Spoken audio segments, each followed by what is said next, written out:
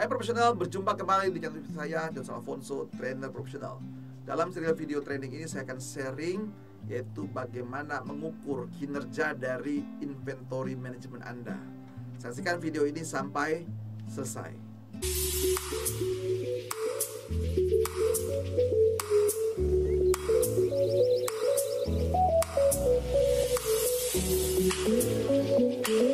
Sahabat sekalian, inventory control ini penting sekali. Karena setiap Anda rencanakan, rencanakan sesuai nggak dengan rencana? Karena kan ini bagian dari manajemen. Lalu dilaksanakan, kemudian diperiksa, dicek, lalu dievaluasi dan diberikan feedback. Nah itu ya, dikontrol. Namanya juga inventory. Kenapa dikontrol? Karena ada cost di sana yang muncul. Supaya apa? Pelanggan puas, cost Anda optimal, kan begitu ya, tidak over ya. Nah jadi profit Anda jauh lebih baik. Nah contoh ya sahabat sekalian ya, apa yang mesti diperiksa? Yang pertama dari kontrol adalah dari kepuasan pelanggan, yaitu customer level Anda di sini ya, yaitu kita ngecek bagaimana shipping dari performance kita, pengiriman Anda diukur. Kalau Anda 100 kali pengiriman, apakah permintaan 100 kali pengiriman, maka apakah terpenuhi 100?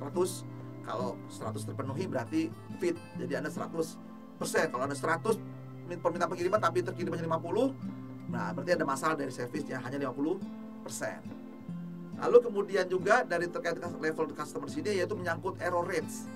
Waktu Anda mengirim produk, apakah semua sesuai dengan permintaan barangnya, atau ada kesalahan-kesalahan kirim, kesalahan produk, atau kesalahan administrasi. Nah itu dicek ya. Dari proses pengiriman, berapa kesalahan dari administrasi, kesalahan kirim produk. Misalnya ada 20, berarti itu 20% errornya. Lalu terkait dengan order cycle time, nah berapa lama dari mulai permintaan sampai terpenuhi pelanggan Anda. Jadi order dari klien, lalu berapa lama sampai barang itu diterima oleh customer Anda.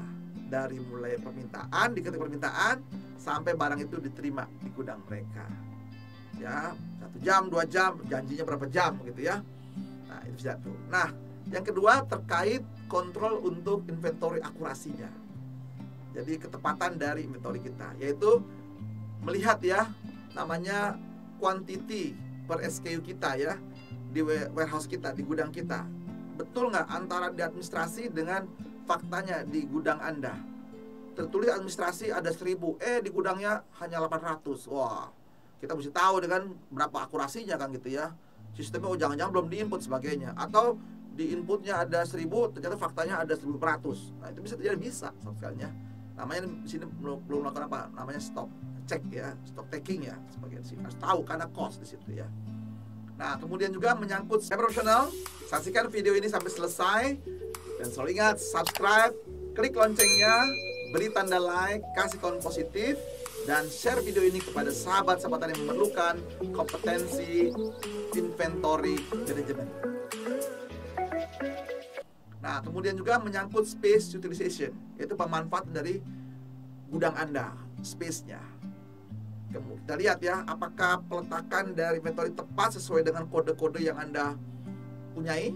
Ya, jangan sampai barang tipe A ditaruh di letak waktu pencarian kelamaan. Jadi menyangkut nanti pengaruh kemana? Ke namanya cycle time atau order cycle time Anda. Tepatkah lokasinya kan gitu ya. Lalu kemudian berapa pemanfaatan dari square foot atau cubic utilisasi dari fasilitasnya. Karena memang begini, secara teoritis memang pemanfaatan gudang itu sekurang-kurangnya sekitar 70% harus terpakai gitu ya, termanfaat. Jadi dalam kecepatan itu 70% terpakai. Kenapa nggak 100%? Itu idealnya sahabat kalian ya. Nah kalau dia terpakai hanya 30%, sangat kecil. Kalau gudang Anda besar sekali, yang ngapain Anda investasi terlalu mahal untuk pergudangan? Mendingan rental sahabat sekalian ya. Syaratnya pemakaiannya itu idealnya untuk standar secara umum begitu ya, yaitu gudang Anda terpakai ya range-nya antara 60-20%. Lalu Anda memperkirakan ya pergerakannya setiap tahun seterusnya. Jadi kalau Anda mau investasi lagi membuat gudang baru, pikirkan itu bisa nggak mencapai 60-70% sahabat sekalian. Itu terkait dengan space utilization dari warehouse Anda. Lalu menyangkut labor productivity. Nah di sini kita bisa melihat, jadi di inventory kan ada orang-orang di sana. orang bagian pergudang mengelola inventory-nya. Jadi berapa setiap orang penanganannya kan gitu ya, penanganan handling dari raw materialnya atau finished good dan seterusnya. Nah, dicek ya produktivitas seseorang.